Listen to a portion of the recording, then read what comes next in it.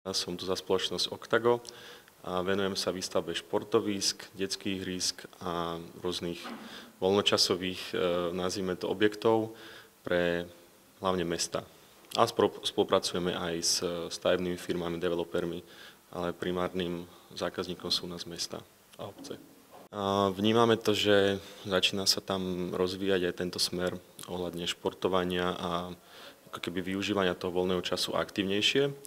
U nás ten trend prišiel tak 10-15 rokov dozadu, sme to zachytili z Ameriky alebo z Ruska, to tak prišlo naraz v našom ponímaní a my sme začali tiež ako mladí chlapci cvičiť a cítime, že ten trend sa stále posúva z toho západu a momentálne to podľa nás teda smeruje do tých južných krajín, takže snažíme sa zachytiť túto príležitosť a rozvíjať tam naše aktivity.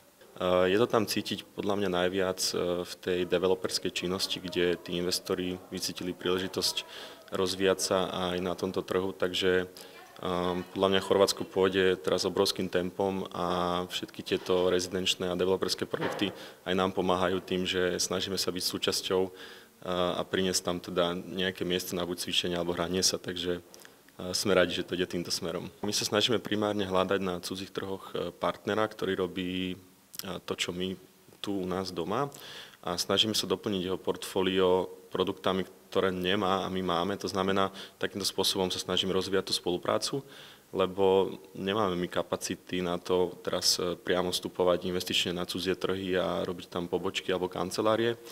Jednak je nás málo, je nás v kancelárii 6, v teréne 5, čiže nie sme nejaká obrovská firma.